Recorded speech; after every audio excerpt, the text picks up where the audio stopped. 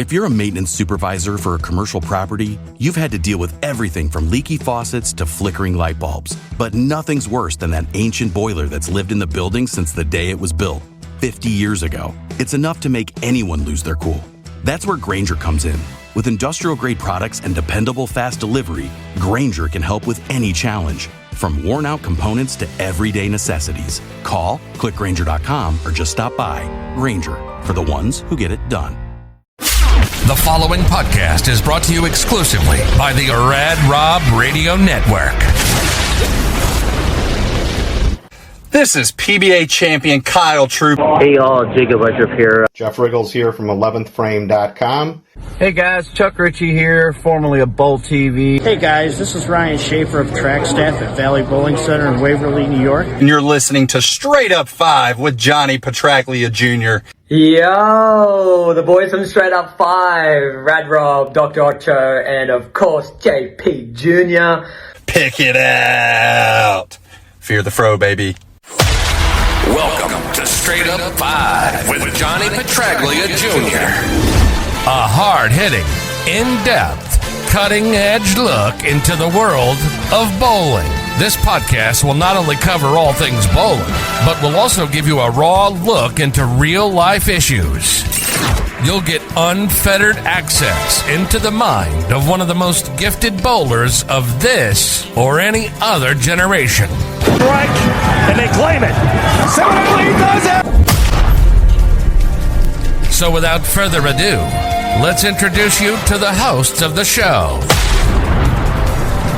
Rad Rob, Rob Francois. Rad Rob, Rob Francois. Dr. Ocho. Dr. Ocho. And the incomparable Johnny Petraglia Jr. Johnny Petraglia Jr. Hey guys, welcome back to Straight Up 5 with Johnny Petraglia Jr. I am your host, Rad Rob, Rob Francois. I haven't even had time to eat Popeyes lately. I've been super busy. Sorry for the late start due to my boss quitting about a month and a half ago. I'm pretty much running the whole fucking show, just like I run this show. I'm running many shows.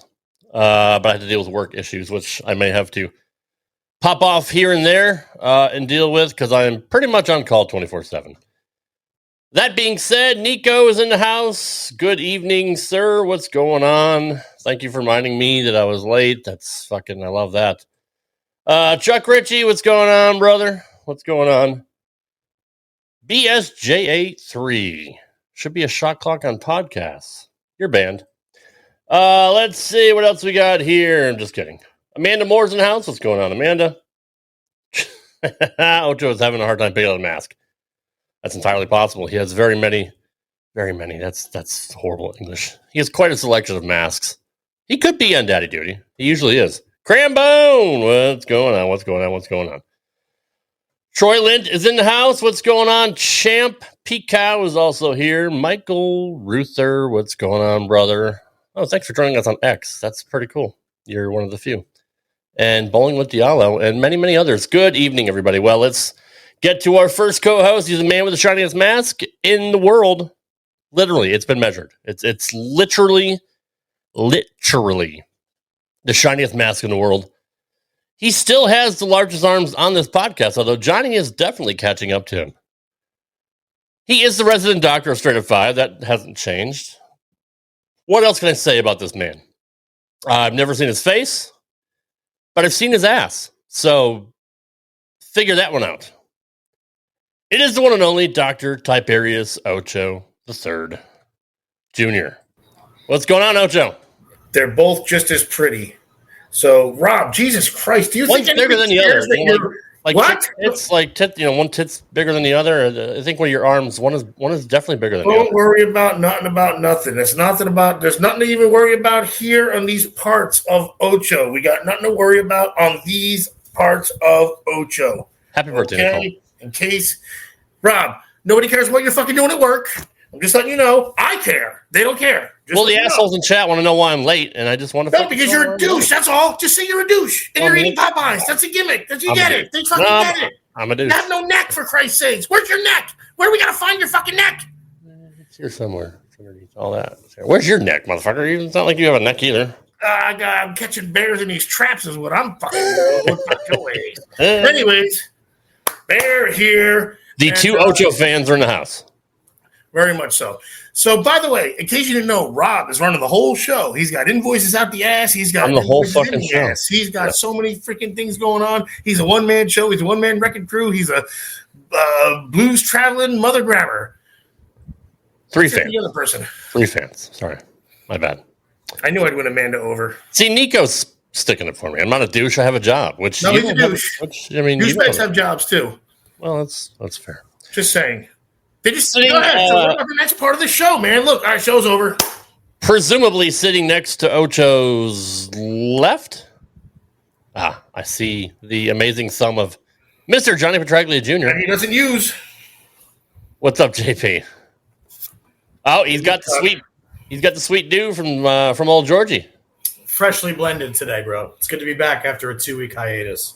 Actually, 1 week hiatus, but yeah, 2 weeks total. 2 weeks total. So it's good to be back. If you want to look like Johnny Petraglia Jr., you can't because he just has those genetics. But if you want a haircut like Johnny, check out Georgie Shore for a badass haircut at sweetblends.com. That's SUITEBLENDZ.com. For those of you listening on audio and I can't see what's on the screen right now, what's up, JP? I already asked you that. What'd you do last week since we were off? Tell you the truth, last week was one of the most enjoyable weeks I've had in a long time. I spent the majority of the week on the beach with Evelyn doing nothing but eating fat, disgusting, amazing food. Donuts, chocolate, pizza, throw steak. Popeyes in there just for Rob. You have to. I even had Popeyes one night and Windmill hot dogs one night for you. I mean, when I tell you I must have gained 15 pounds last week sitting in the sand doing absolutely nothing. It was a really, really wonderful week. That's a pleasure. And Evelyn gained some weight along with me too. So 2 pounds. It's a lot for a lot. But no, honestly, I just kind of I packed it in for a week. I took a week off from everything. Took a week off from work. Took a week off from playing golf. Only bowling, and I actually missed bowling last week, believe it or not, too. So good for you. Good for bowling you. And golf for the whole week. Did absolutely nothing. It was really, really nice. Fuck bowling. Yeah. Frank Testa wants to know, why do you wear a mask? Johnny, why do you wear a mask? Johnny, why do you wear a mask? I wear a mask because we all wear masks, metaphorically speaking. Oh, that's our deep. personalities want to shield like what our true meanings are sometimes, and there's multiple. I've had to wear multiple masks throughout my life for the protection of Dad's legacy. You know, I can't be the typical dickhead that I am in general public all the time. So that's another mask I wear. So he does it in private now. Ocho's actually a severe burn victim, which is why he wears it. Which is so you make fun of a handicapped kid. That's fun. That's good. Next time you see a kid in a wheelchair, fucking ask him why he's in a wheelchair. Good job. Or actually, no. You know what we do is like we ask like Rey Mysterio or from the WWF why he wears one. Exactly. It's just part of his image, man. Is he a burn victim? I don't know. Like you, I'm not sure. Right. Okay. Right. Billy, what's going on? Billy B, welcome. Amanda wants to know, why does Ocho's mask look so tight tonight? Ocho just actually guzzled down 3 or 4 hot dogs before we started. So I would say between the sodium and carb content, my face swells too, just like my biceps. He's a little swollen up tonight. could be. That's now deep thoughts with Johnny Petraglia Jr. Where's Jack Handy when you need him? Fucking used to love that. Sherry Morgan White, what's going on? Welcome. Stephanie Sheridan's in the house. We got to get her back on the show one of these weeks. Well, we got to do real quick since we have a lot of people in here. First off, I want to say hi to Troy. Troy, was great seeing you at the UBA this weekend, the playoffs at Bolero, North Brunswick, otherwise known as Carolier Lanes. We have some exciting news here at Straight Up 5 for everybody. After 121, this is now the 122nd episode since we started doing this a couple of years ago, Rob, and kudos to you and Butch for hanging in there with us. We've officially decided to open our own website, and we're going to launch some merchandise for all of our favorite supporters and guests that are here weekly. Starting off nice and slow, but if you want to go check out, we've at least updated our site to give you some information of what to look forward to, especially with the pre-sale of our initial T-shirt launch. So if you go to straightup5.com, feel free to pop over there. We've got a couple things written in there to give you an idea of what's coming up and along the lines. But basically, when you look on there for the first promo that we're running in the first 100 orders of the shirt, the first thing that we're going to do is offer a bowling ball of choice from the Brands of Brunswick, along with a signed autograph card and bowling pin from the great legend, my dad, Johnny Petraglia. So the initial shirt run is going to be next level apparel, real nice tight fitting material around the shoulders, none of that generic Gildan 90% polyester crap. Going to be a nice t-shirt. What we're doing is we have set prices on there, including shipping, with the base price for sizes for the generic sizes, with adjusted prices for either an extra small or triple X or whatever it may be for you. But just check out straightupfive.com for all that information. And we are going to be closing the entries for the bowling ball, signed pin, and signed autograph card from Johnny Petraglia for July 31st. So tell your friends. And again, special thanks to all of you that are always here and support us every single week on the channel. And I think it's finally time that we start getting our name out there a little bit more. Not to mention we have a laundry list of hysterical and funny, awesome shirts that we definitely just have to create courtesy of our awesomeness on this show. So, Jeff, we'll make a consideration for you, Jeff. I'll get you the real 2X from Gildan. We'll get you that instead of next level. Yeah. But feel free to check it out. It's scrolling on the bottom of your screen. It's straightupfive.com. All the info's on there. You can obviously also send a direct message to myself, Ocho, and obviously Rad Rob if you have any further questions. And to answer BSJ83, one of the many things we're looking forward to, aside from signature Ocho masks and gifts available for Christmas, little trinkets here and there that the wife or the husband may like. It just really, really looking forward to getting this started. It's been a long time coming, and it's finally time for the amount of time and dedication and love that we have for this and the support that we get from all of you. It's definitely time for us to start getting ourselves out there for you as well. So thank you all in advance. Check it out, straightupfive.com. We have two people in chat that say we need Fuck Doc Sullivan t-shirts. That's definitely going to be... Nico, you're right on the money, baby. I love it. Yeah, absolutely. Martha says we need all the merch. What's going on, Martha? Heck yeah. Martha will get all of the merch. I won't tell you how many X's I need in my shirt, but we'll discuss that offline because I don't want to embarrass you or anybody else. So. We're going to have the Rad Rob signature series. Maybe we'll do a mixture of materials or something. Kevlar. You need Kevlar so it doesn't rip at all. So, Johnny, inform me on what's going on with the USBC because I have been completely out of the loop bowling wise. Obviously, I sent you a post from like 2 years ago thinking it was brand new. So, if you have that info ready. I have a basic rundown, and the first topic I wanted to discuss today was the last time we were on, and we were actually on speaking to PBA Commissioner Tom Clark. PBA champion Hugh Miller had reached out to me, and we had started a little bit of a discussion there. And earlier today, I received a message directly from Hugh saying that meaning yesterday, the USBC Hall of Fame criteria changes eliminate many from eligibility. On the PBA side, such bowlers who are included in this group are, aside from Hugh Miller, guys like Chris Warren, Mark McDowell, former PBA president, and amongst many other names that any bowler knows. So what's happening right now is guys that are in that bracket are like kind of mentally irritated at this point because they may have been 1 or 2 votes away, depending on a committee member, from getting in. And now all of a sudden the elimination of whatever history is entailed in the new criteria is stopping these elite players from being considered for the Hall. And you can read this on bowl.com. It's directly on there, all the new criteria changes, or you can go to Jeff Riggle's 11thframe.com because he's already written about it. But basically what has happened with the criteria starting in 2025 for Hall of Fame eligibility is veterans that are suspended or eliminated. On the Open Championship side, 4 Eagles are necessary. On the performance side, it's still 10 titles. But in the case of like Hugh Miller, he has 10 titles, including the PBA 50, which are only given half credit now. Average, high finishes doesn't matter. So you go from one hand, you're trying to figure out how to like expand this category, and all of a sudden, hey, here's some guys that we always talk about are deserving of getting in the Hall, to now automatically flipping it the next year when you've already brought people into the Hall that are less deserving than these guys Way that were less on eligible. the bubble to begin with. Yep. That's the shame of it. Like what Nico says here, the USBC are imbeciles of the week. Shocking, because they shut up commenting on their Facebook post announcing this. So that's so pussy. If you're gonna do that, like at least take your medicine. At least see what now you basically the court of public opinion.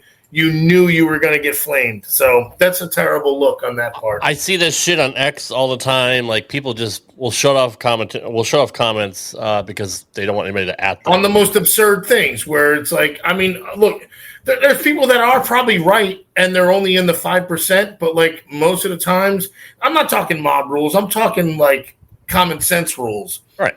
And then that's when the court of public opinion will dictate itself. And that's when most people cower over and say, well, we're doing what we're doing, but you can't tell us. Yeah, they just we're a governing body now.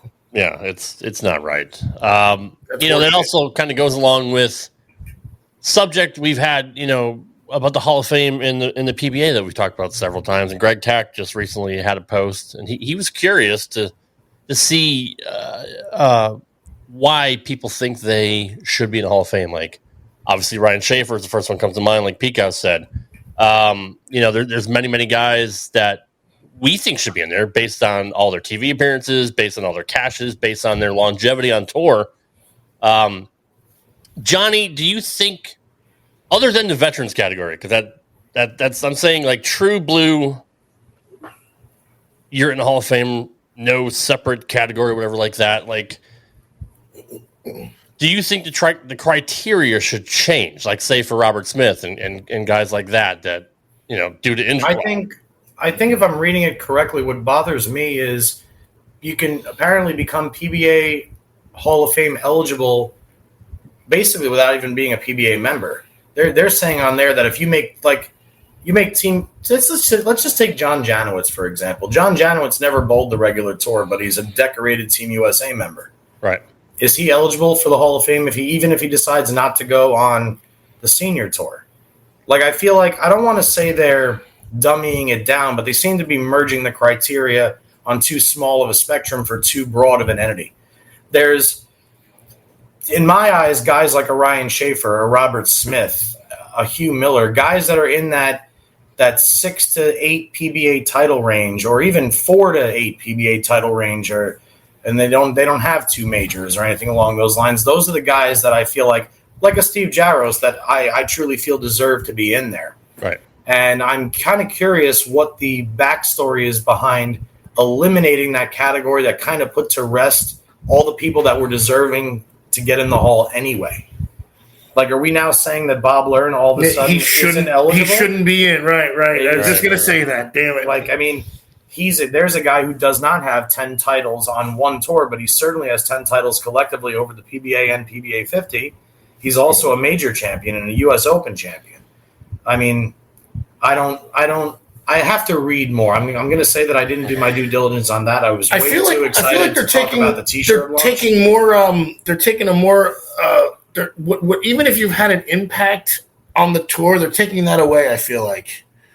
Again, Robert Smith came in like a house of bricks, did a shit ton of damage in Don Mattingly style, 7 years, did all his damage, and then bowed out due to injuries. And I feel like they're taking away what the impact of the player should have been versus just so cut and dry with the titles and then again eliminating part of that too now. So I don't know, man. They're kind of cutting their nose off to spite their face at this point, I feel like. And that's why, again, with the comments. Because they all can make a case for each one. Yeah, the one thing USBC successfully seems to do is they piss off everybody. There's not one group. Even the argument, right. If the argument goes both ways, they're both pissed off. You're absolutely right. They never seem to do something that makes people split decision. Well, actually, I agree with you. No, they just always piss off everybody. Yeah. Seemingly. That's hard to do, man. Seriously, that's really hard to do. Yeah. So again, I'll do more of my due diligence if anybody in the comment section has something to say about it. But I thought it was so cool that they started to include that category, and now they're so quickly to get rid of it and basically allow Open Championship medals to be involved in for consideration and Team USA membership. I mean, in my brain, one of the exceptions to that rule with the Team USA is Shannon Pluhowski. Shannon's one of the most decorated Team USA bowlers we've ever had next to somebody, say like a Deandra Asbeatty. But Shannon Blawowski, because of all of her years as a super ranked amateur and all the years on Team USA, Shannon's only got, I think, 2 or 3 PWBA titles. But Shannon's the kind of bowler that is deserving of the Hall of Fame regardless of the lack of titles. So I do get exceptions, but why wouldn't you add that as the exception? Why would you take away an entire category and then introduce that? Why not just add a different element or a different tier? Well, especially when you're the best at what you're doing. You know what I mean? Like, she was the best at the Team USA thing. Right? I really like what Hefe R just said here on YouTube. And you did say what you said, and I actually couldn't agree with you more, dude. Belmo said it best: bowlers ruin bowling. And it's so sad to say, but in a lot of cases, that is 100% true. And he said it on Straight Up 5, too. Go back to the archive in January or February, but that's when it was. You can watch that 2.5-hour show where we thought we were getting cut off in an hour. And he said, oh, no, I just said that in case you guys sucked, but you don't. So even Belmo said we don't suck because he saw these and said, let's continue the interview. By the way, Moselle, good to have you back. You missed it in the top of the show. Make sure you go check out straightup5.com. There's some information on there as far as the launch of our website and our merchandising. So a lot of good info on there for you to see. And thanks for coming back to the show as always, as well as everybody else in the Clever name. I came up with it. Yeah. And in case anybody is confused about this, we're talking about USBC Hall of Fame, not the PBA Hall of Fame. Not PBA Hall of Fame. Bullshit. All right, probably still relative though. No, it is. I apologize for you. No, you're fine because they actually had a veterans and pioneer category and they eliminated both of those. So even for meritorious, service and stuff like that, I believe. No, meritorious service is still there, but the veterans and pioneers category is gone. Well, I'll tell you what, and my dad, if he's listening or he's not listening. Here's why I personally am never surprised about anything the USBC does, and I'm going to get a little bit unfettered here. This is kind of a good story. Hit it, Rob. This is kind of a good story.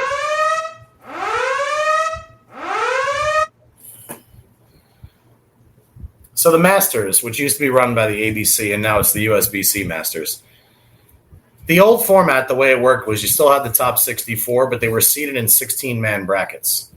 So it was 1 through 16 would be in one bracket, 17 to 32, 33 to whatever, 48, 7, and then 48 through 64. So depending on where you finished, let's say you qualified second, you would have to bowl the guy in 15th place, not the guy in 63rd place. So my dad has never really liked the format of the Masters. He's never liked the idea that the further you get in a tournament and the less you have to bowl to make it, the better off. He's always been a fan of long format tournaments, total pins. He hates the idea of catching one guy on a wrong pair of lanes and he somehow shoots 800 and you shoot 610 after you out-averaged him by 20 pins a game for 15 games of qualifying. Leaving that there. Right, exactly. Leaving that there a long time ago when my dad was still actually competing in Masters events, he said, you know what, screw it. I'm not doing this because he was in like 3rd or 4th place. And he figured out with 2 games left exactly what he needed to bowl to finish somewhere between 48th and 64th. With 2 games left. So he figured out a way to bowl 130, 150 the last 2 games. It's like having your curve on your final, on your exam. Exactly. You're like, if I get a 50 to a 70, because he already knows he's got a better chance of beating guys in that bracket out of the first round, right? The tournament director at that time, I can't remember what year this was, comes up and says, what are you doing? Dad says, what do you mean, what am I doing? I'm just putting myself in the best position to win this fucking bullshit tournament that you guys run. Well, you can't do that, they said to him. You can't do that. That's not allowed. Dad said, show me in the rule book where it's not allowed for me to have 2 bad games back to back. And by the way, this is your stupid fucking rule, not mine. Mm-hmm. So he, sure enough, bowls himself out of the top 16 and gets into the percentile bracket where everybody was averaging 20 pins less than him. Go figure, right? They're all trying to make money, right? They changed the rule the following year at the Masters. So my dad decides to not bowl any more ABC/USBC sanctioned events because he hasn't hit the minimum number of tournaments that you have to bowl in order to be eligible for the ABC or USBC Hall of Fame.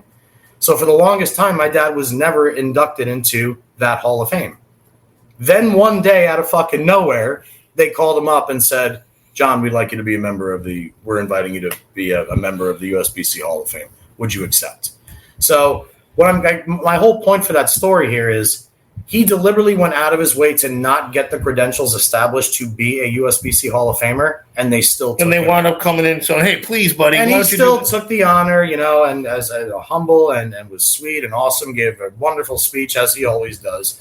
But the truth of the matter is the USBC don't fucking give a shit. They can change criteria anytime they want. The same way, Rob, that you made mention of what happened at the Gold Coast a couple of years ago when they decided to ink-snake 6 bowling balls from Storm Products in the middle of the biggest event of the year, congruently running with the biggest USBC event of the year.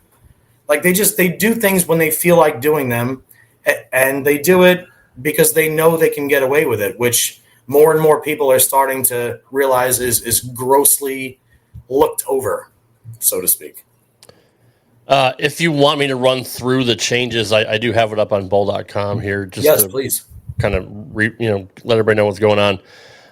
This was approved by the USBC committee. The number of categories for the USBC Hall of Fame will include the following: superior performance, outstanding USBC performance, and meritorious service.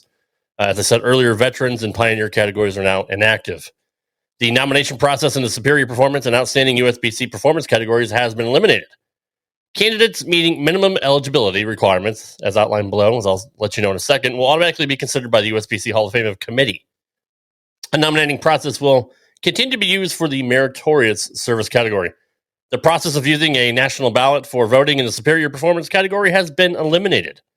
As with the other categories, superior performance candidates will be elected by the USBC Hall of Fame committee.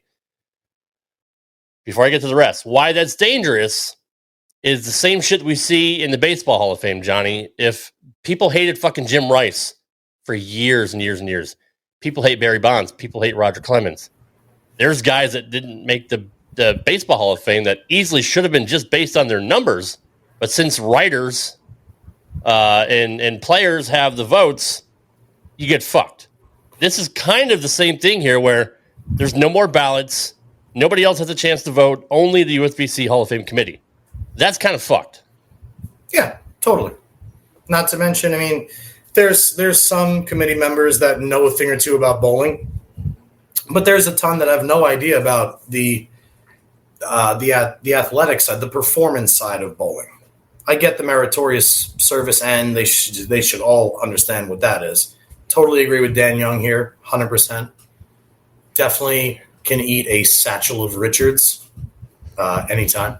Totally. Let's see where to leave off.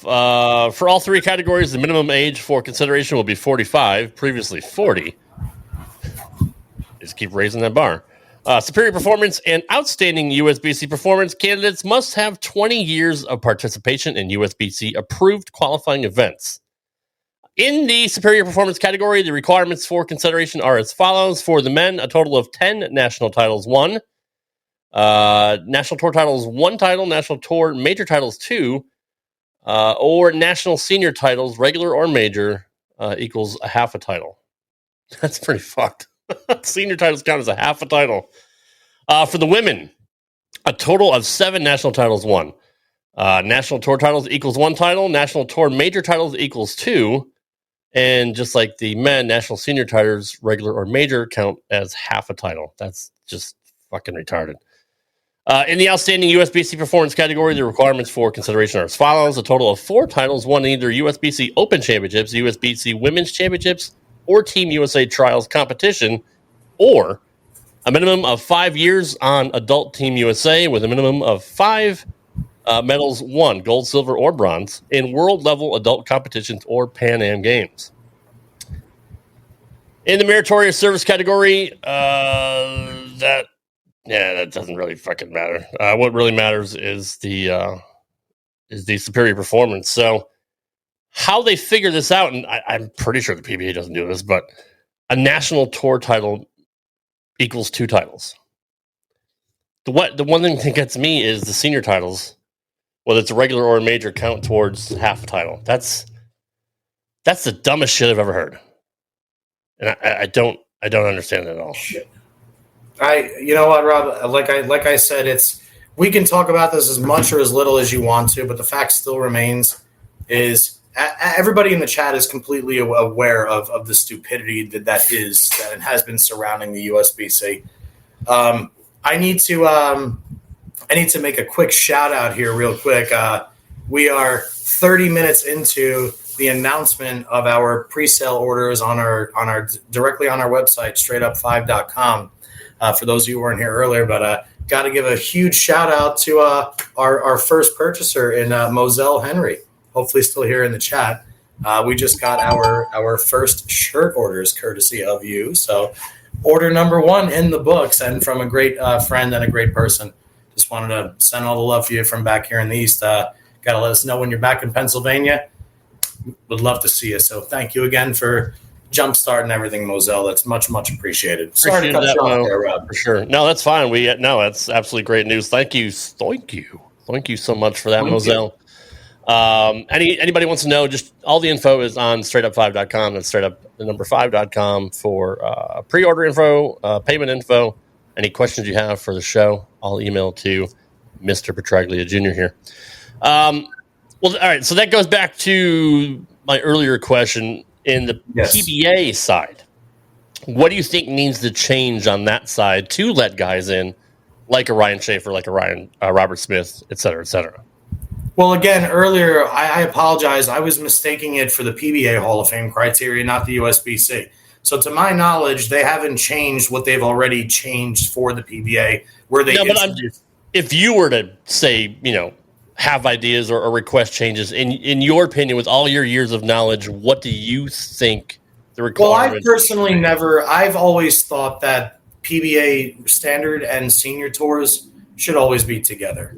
I mean, for the case of saving possible legends, for instance, John Handegard has 15 PBA senior titles. John Handegard never ever bowled on the regular tour. All right? So you would be penalizing one of the greatest senior players that's ever lived as far as Hall of Fame criteria because he didn't have anything on the regular tour, right? So I don't like it if it's only skewed in one direction in that respect. On the flip side, you take somebody like Tom Hess, who is the best senior player in the world right now. He's the best senior player in the world right now. Tom Hess, multiple-time major champion on the senior tour, makes virtually every single show. But Tom Hess only has one PBA title, and that's a Masters victory. He's another guy that I think is deserving of the Hall of Fame, but not because of his PBA tour stuff. But then you take a guy, say, like a Ricky Ward, who only bowled on tour for, say, 10 or 11 years, won 7 titles, and then his career was cut short for whatever the reason. Do I necessarily think that Ricky Ward served enough time or meet the credentials to be a Hall of Famer? No. But somebody like Ryan Schaefer, who's been on tour for 30 plus years, is a force on the senior tour, was a huge force on the regular tour, made 15 finals at PBA majors, and is a 4 or 5-time champion. For him to be snubbed doesn't make sense to me. Robert Smith, who's now out on the senior tour. If Robert Smith is already a Hall of Famer in my eyes with 7 or 8 titles and a U.S. Open victory. If Robert Smith wins one time on the senior tour, he's a Hall of Famer, if not already. You know what I mean? So to me, it's always been you have to hit at least a certain percentage of the blocks. You either have to have 20 years on tour, 10 titles with 2 majors, or 8 titles with 2 majors, 1 player of the year, 1 rookie of the year, 1 additional medal of honor somewhere, so to speak, in order to put you in the running. And then the Hall of Fame eligibility, moving it from age 40 to age 45, I don't really understand that either because my dad was inducted in 1982, the first year he was allowed on the ballot, and he was 35 years old. So it used to be 35. I don't know why they're pushing the number of years later and later and later and later, but for some reason they are. I mean, maybe it's because a lot of people nowadays, they start on tour a little bit later on in their lives. Who knows?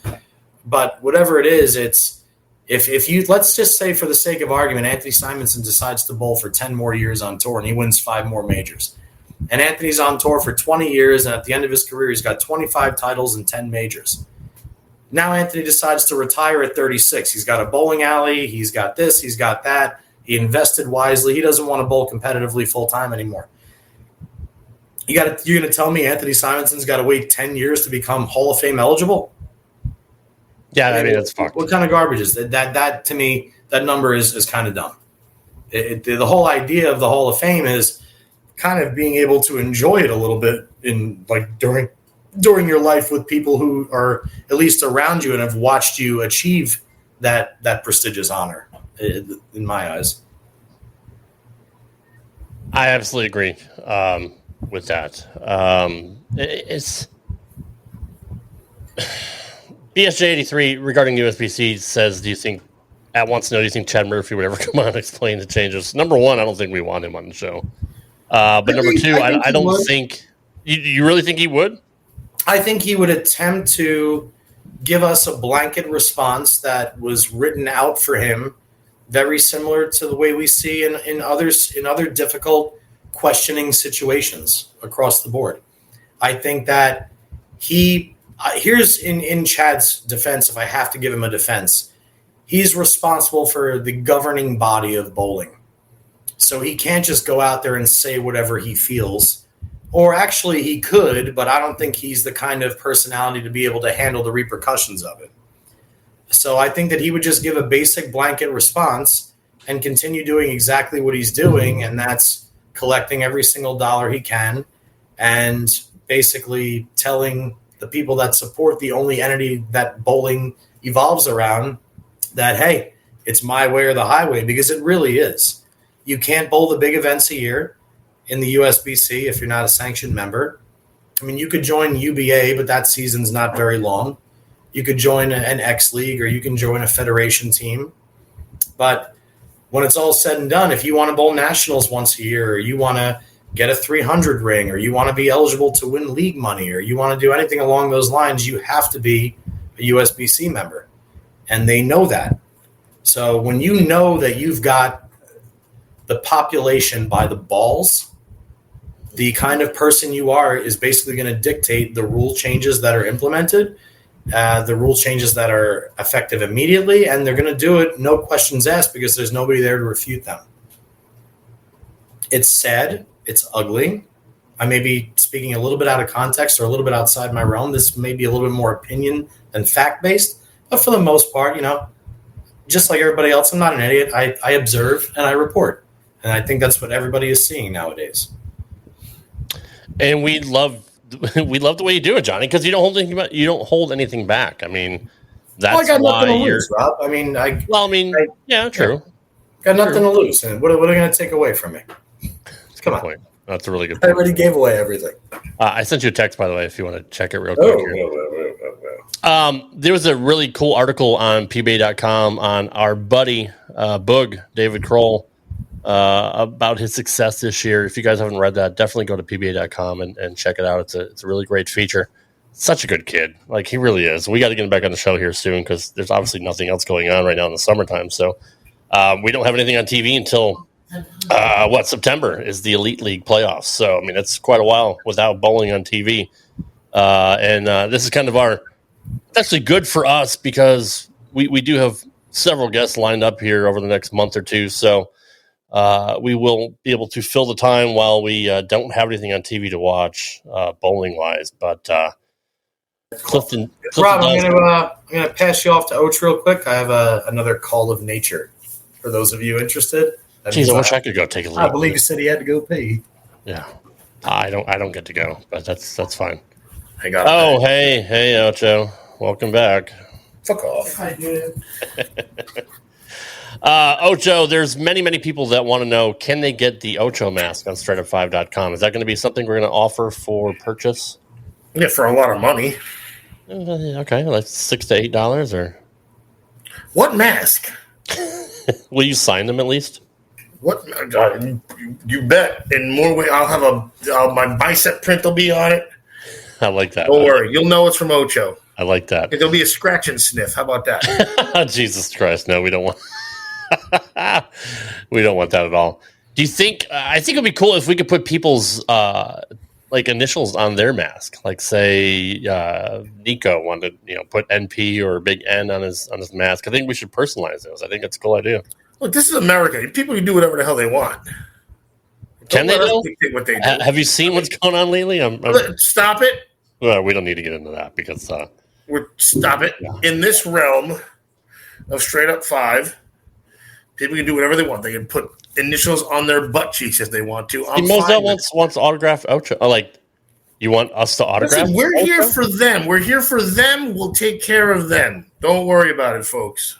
Who owns the Bowling Hall of Fame? That's a very good question, El Jefe. I don't know that. Owns it? I'm assuming Bolero does, since they own the PBA. That's a good question. And the USBC. Somebody wrote the Baseball Hall of Fame. Oh, yes. Okay. He also wants to know who owns the Baseball Hall of Fame. It's not the MLB. You're a baseball guy, Och. Do you actually know that? I mean, it's in Cooperstown. Is there an owner, or is it more? I feel like it's a. I don't know. It's like a private org. That's true. It's certainly not public property. No, it's not. Well, son of a bitch. I don't know. Speaking of son of a bitch, what's going on with the Yankees, man? They kind of don't worry about that. I have nothing else. There's nothing to talk about. There's nothing going on in bowling right now. I'm trying to fill the next. It doesn't matter. You know what? Then we'll talk about the fuck Doc Sullivan shirts, or we can't do that. Should we do EFF or just F Doc Sullivan? Can we just put little different characters, like a dollar sign and a fucking ampersand? I think the Clark family owns the thing. Oh, okay. Clark W. Griswold owns the Hall of Fame. I don't know. So should we just make fun of some things then or something? You tell me. Don't say the Yankees. Yankees are tough to watch. No, Pete Cow's right. I agree. I'm not. Look, I won't. I call a spade a spade.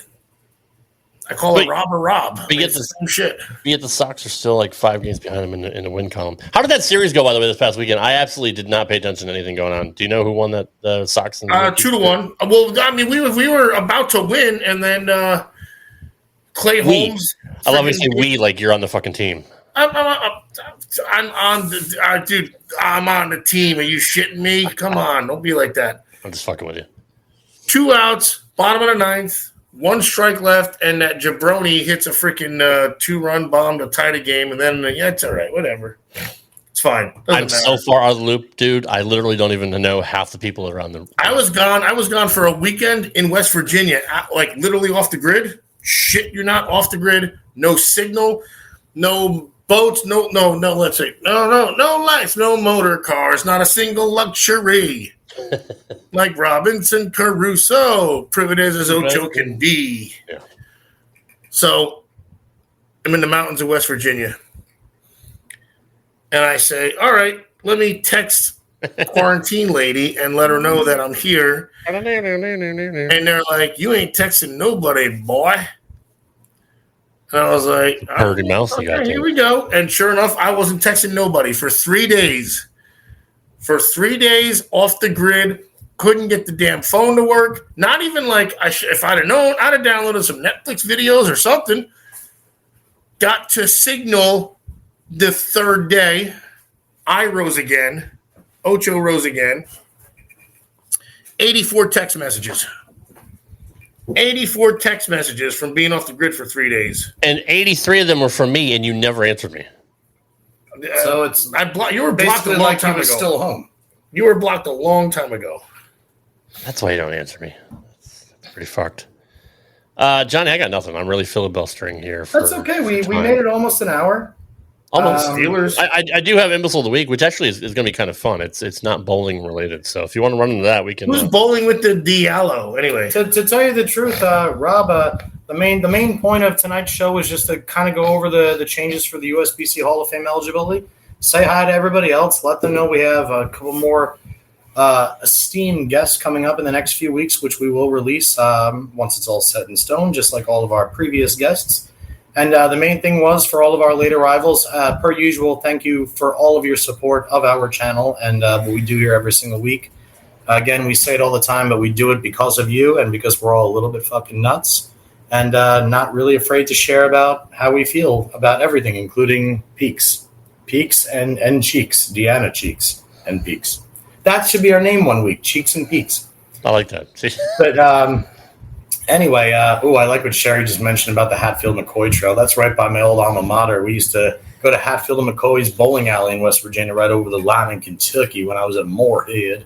Actually, where I was, you could legit kill somebody and you'd get away with it so easily that you'd live your full life in that same spot. They'd never find them until about 8 generations later.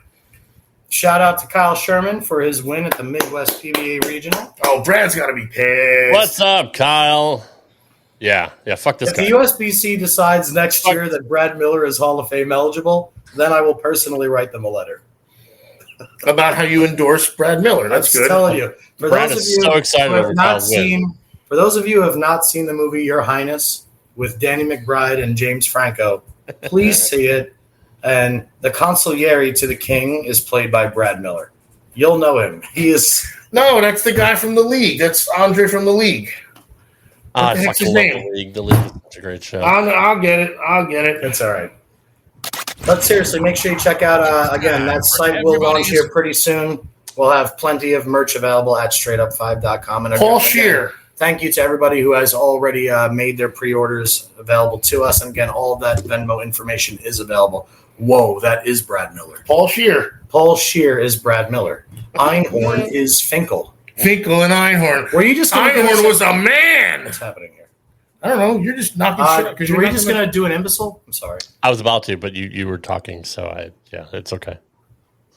Well, fucking do it, man. It's time for everybody's favorite segment. If you guys don't know how to use a seatbelt, just ring your call button and Tommy will come back there and hit you on the head with a tack hammer. You know, Lloyd, just when I think you couldn't possibly be any dumber. Here's the imbecile of the week. Some people are really stupid. So, like I said, this is non-bowling related, but this is some of the stuff that was in my spam email folder, which I never ever check. Okay.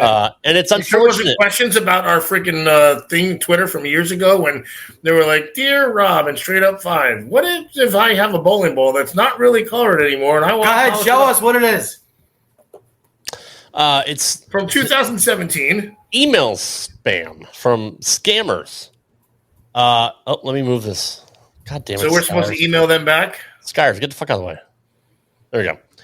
Hold on, let me get rid of this bottom shit here too. Okay. So, and this is unfortunate. A lot of older people fall for shit like this. But these are some of the really, really bad examples of stuff. Look up top for the email. If this was actually something from PayPal, it would not be from Christopher Rowland 331 at gmail.com. That should be this is kind of a PSA for people. That should be your first kind of red flag that this is not from PayPal. Rob, did you get your money back is what we want to know. I did. Okay. I did not. Again, it's a stupid shit. Like, we understand. We like to know that your process will be paid, blah, blah, blah. First of all, people out there, honestly, and I've had like grandparents and stuff fall for shit like this. Check your bank. If there's ever any question, PayPal's never going to question you. This, like, Microsoft is never going to contact you. Social Security Administration is never going to call you or only email give you and ask you Ocho for your name. Social Security and your bank info. Remember that should be the lesson of this. Only give Ocho your Social Security and your bank account info. I'm the only guy. Or just go watch the movie Beekeeper with Jason Statham, and it's explained really, really clearly. Or that too. That's true too.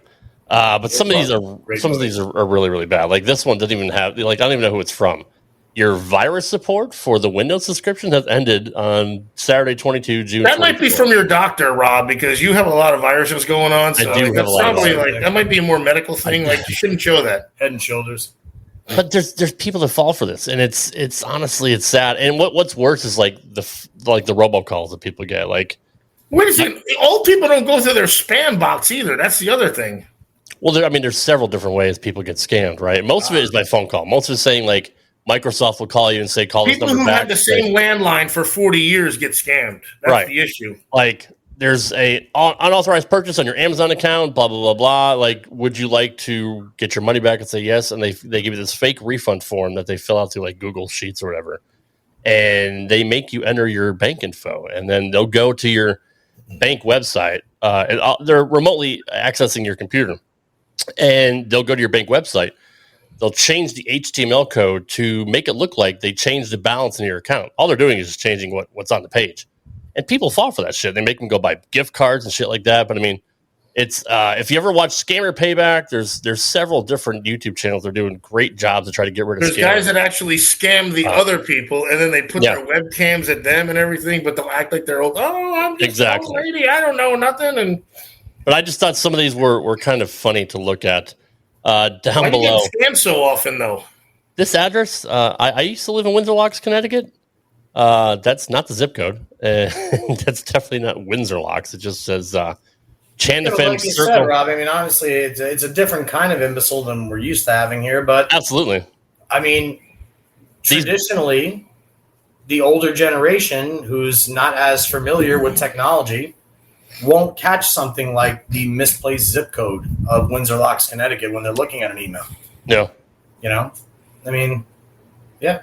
But, let me just look at the email address. MediaMac8km@operatorly.com. That's not. Oh, that was from me, Rob. Sorry. I was trying to. That's not Prime. But I'm trying to show you examples of how horrible. I'm trying to share the Prime Video account with you, but you blew it. And then these guys aren't even trying to make it look legit. They're not trying to hide their email address or anything like that. They're not spoofing any other email addresses. Like, these are just horrible examples of stuff that I found in my spam folder. Because honestly, I got tired of talking about idiots and bowling forums because there's so many of them.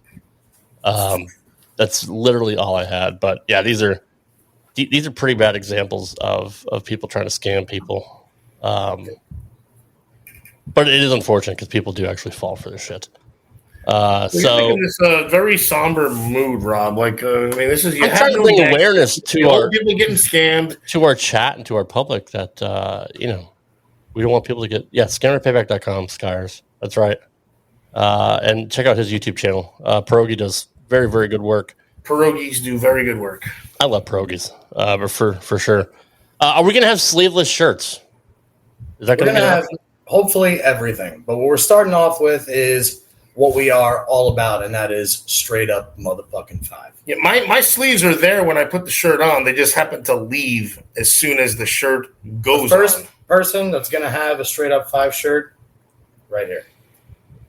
It's going to be rocking it. Apparently Moselle is saying hey cutie to me, so thank you, Moselle. I appreciate that. Stan brought up a comment about the imbecile should be a guy who shot fireworks off his head and was killed. My brother-in-law is a paramedic in Nashville, and he was actually the chief of everything over July 4th. Did he find your neck? You're such a fucking douche. He actually had a guy that was lighting a mortar, and it didn't go off, and he actually picked it up and looked at it and shot right through his fucking eyeball. Darwin Awards. Yeah, exactly. That's how stupid people are. You wouldn't believe the shit that he sees, especially tourist town like Nashville. All the fucking dumb ass drunk people there. It's all right. So those are the imbeciles of the week. And here's that's all I got. Celebratory of our independence. I will of those redcoat motherfuckers. I will answer an actual bowling question from FER. First off, yes, I will still bowl you with plastic. That's like the one thing I'm still good at in bowling. To answer your question from earlier, I have thrown some of the new releases. Obviously, it's not the newest release, but the Arctic Vibe seems to be holding true to the Vibe name. It's a very, very, very good, low-priced but mid-priced performance bowling ball.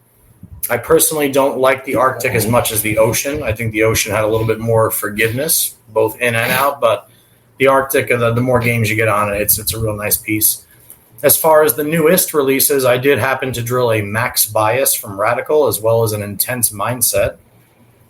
One of my all-time favorite bowling balls is the Defender Hybrid, and for me, the Intense Mindset changes direction a little bit sooner, and overall hook potential is about the same, maybe a little bit more. So that's a decent new ball in my bag. The Max Bias is a lot more chuggy. It'll definitely suit well on higher volume or longer length patterns. I haven't touched the surface on mine yet, and it's a pretty generic basic drill. But it's gonna have a spot in my bag, and I know whether you love or hate urethane, there will come a time in your life if you bowl anything other than a house shot that you will need urethane. And I have not personally thrown the 78U IQ from Storm because I'm a Brunswick staffer, but I will say that the 78D Black Hammer to me is just as good, if not better, than the Purple Hammer, especially if you're higher rev or softer ball speed. So as far as the new releases, those are some of my recommendations. I think everybody's kind of excited to see what the Rattler New is going to do based off the success of the new Blue Hammer. And then, other than that, there's always check out the brands of Brunswick. They've always got the most bases covered. They've got the most technology across the board, the most brands, the most availability for mixture in your bag. But if anybody else has seen anything new, Stephanie says that our new hammer staffer, Jason Statina, loves his new Hazmat Solid. Looks really, really good. We know the original Hazmat was very successful, so that's good to hear from Steph. Thank you, Steph. And congrats to Stunna on his most recent win. Other than that, because again, I even though I am bound by contract to Brunswick, I have seen a lot of Storm Ions going down the lane, which is basically supposed to be the successor to the IQ Tour, which has been one of the best balls for near 13 years now. So if you're looking to go with a Utah product, check out that Storm Ion. And obviously, we know the success of the original Reality from 900 Global, so keep an eye on the Harsh Reality if you haven't checked that out yet. And as far as motive, I mean, anything with the word Venom and EJ in it put together has got to be something good. So I would check out the new EJ VIP Venom. Jeff has a question for me, Rob, and I think we stuck to our hour. Again, everybody, thanks again. Website is ours officially, straightup5.com. Check it out. A lot of info on there, and we will definitely make sure we continue to blast it all over you guys in the coming weeks. And thanks already to the people that have already placed their pre-orders for our first merch launch. And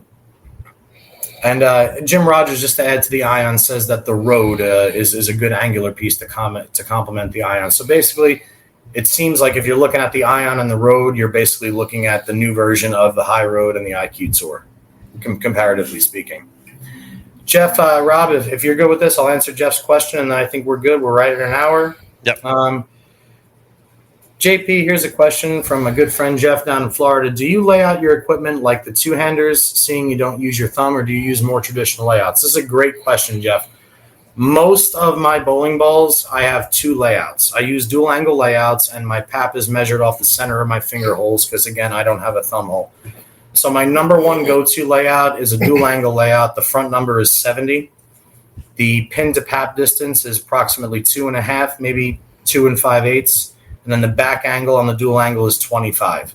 What that does is it puts the pin right around 11 o'clock, maybe 2 or 3 inches above my fingers, and then it inverts the mass bias to where it would be dead on my center line as if I were to have a thumb hole. Sometimes the CG lands in my ring finger, sometimes slightly above it, sometimes slightly outside of it. But the mass is always inverted towards my palm. The second layout I use is the crazy tall pin that you see virtually every two-hander use, where the CG and the pin are way up in outer space, sometimes 3 or 4 inches above the finger holes. What that does, seemingly, is it gives the urethane balls enough drag through the front part of the lane to create almost a skid flip motion, even though it's still puking early. So it allows you to stay strong through the front and know the ball's still going to have some recovery time rather than layoff time because it's built to hook out your toe. So pretty much those are really the only two layouts that I use. Every once in a while, when I have a real generic piece, I literally just put the ring finger.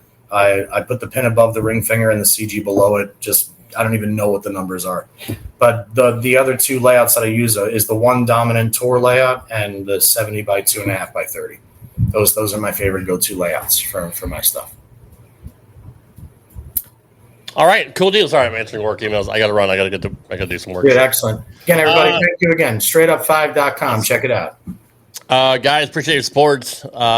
We will be back next week. I believe we're going to have a guest next week, but we're not sure exactly who. But if not, we'll be here regardless. Again, straightup5.com, straight up the number 5. I'll always bring these guests. We always have 2 guests, amazingly. Oop, I did it again. I got you ladies. I'm bowling with Diallo. It's a relatively short pin. It's not as short as I could go. But typically 2 inches or shorter would be a short pin layout. Mine's slightly longer than that. Hope that helps. Yeah, it is. All right, guys, we will see you next week for another edition of Straight Up 5 with Johnny Petraglia Jr. Good night, everybody. Good night. Thanks for listening to this edition of Straight Up 5 with Johnny Petraglia Jr. You can follow the show on Twitter at Straight Up 5 Pod. Follow Johnny Jr. at JPJR07. Follow Rad Rob at Rad Rob Gaming. And follow Dr. Ocho at the Dr. Ocho. Got a question for Johnny? Send your questions to straightup5podcast@gmail.com. We'll see you next time for another edition of Straight Up 5 with Johnny Petraglia Jr. Right here on the Rad Rob Radio Network.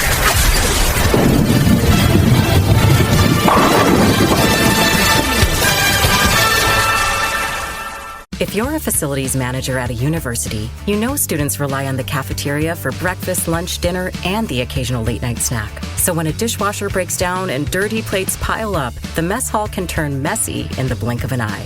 Enter Grainger. With over 1 million industrial-grade products and fast delivery, the product you need now is never far away. So you can turn that dishwasher back into a lean, clean washing machine. Call, click Grainger.com, or just stop by. Grainger, for the ones who get it done.